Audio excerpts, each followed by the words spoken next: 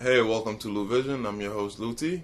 Tonight we will be having a discussion with Dosso Kassimou. Dosso is a prominent Pan-Africanist in the state of New Jersey. So, he will be joining us today to discuss Libya and African migration issue. Thank you for watching. Subscribe to LouVision if you haven't already, and like our Facebook page.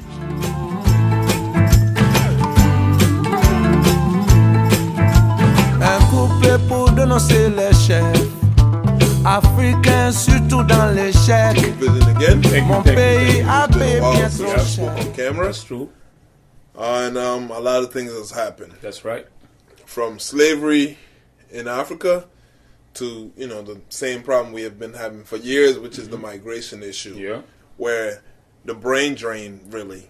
Young Africans are leaving in the masses, really committing suicide in masses. So we will discuss all of this. Okay. First, I want to thank you for coming on again. No, you're my pleasure, Luigi. All right. Yeah. Yes. And now, recently CNN reported that Africans are being sold in Africa for as little as $400, $700, and sold to become farmers and just pretty much slaves.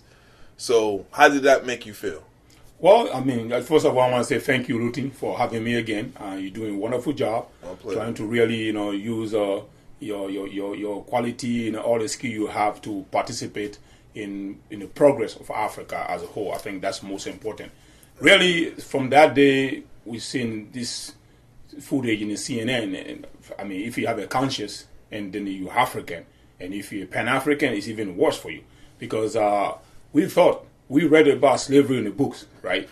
And we never lived in the past, like in 1600s, to see how our people were being taken, right? We have not, yeah. And for us in the 21st century, to witness that is happening, like really auction off 400, 500, and 700, and not only is it embarrassing, but it takes something away from you. It look like, okay, it kind of like make you swallow, like you kind of like a light. Yeah, it takes away your integrity, like as a black, a human being. Another human is selling you out. He's selling your brothers and sisters out, making like a self-slaves and all that in the 21st century.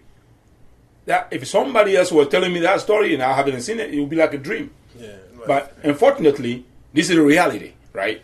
And as I speak to you right now, we still have people underground in the underground prison cells in Libya that we don't know of. It's true that some been kind of like repatriated in their country and whatever, but that's a voice we can see. Those What about those that we can see? Because through research, we're told that people have like a private prisons where they can keep girls that will be servicing people for money. Now, males, some of them are pretty much working for free or being killed and their organs being sold. So this is terrible. And how did we get here? I'm sorry to cut you. Yeah, how do we get here?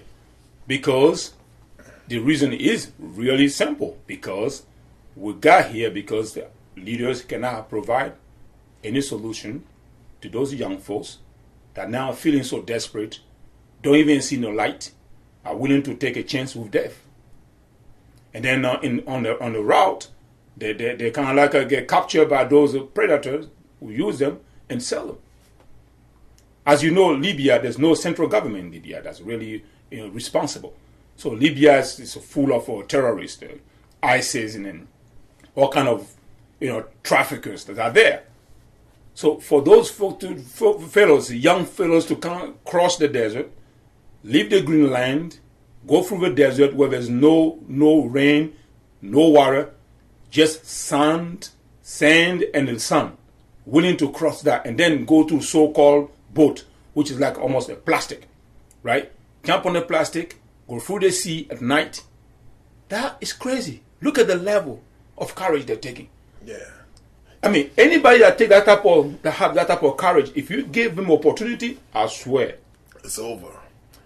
And I'm glad you brought that up, because a lot of people are who tend to blame them. Why did they even go there? But these are the people that will build Africa because they have courage. Are you kidding me? Yeah. How would not take no boat for nothing? First of all, I don't really like too much sharks and stuff. Let's see.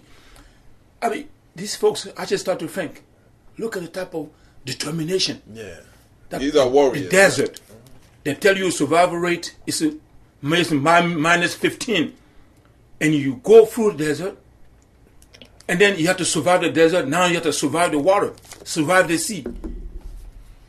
All that because you want to be successful. Mm-hmm. Because that's what it is. That's what it is. Because they just want to make it good. They want to have a good life. At the end of the day, yeah. So, think for yourself.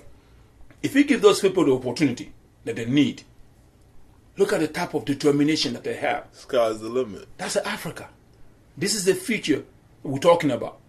And everybody say, oh, Africa, the future is bright. Why is it bright?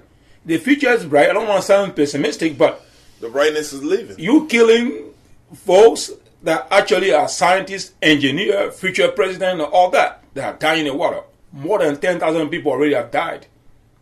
Imagine those are brain. Yeah. Those intelligence that are living.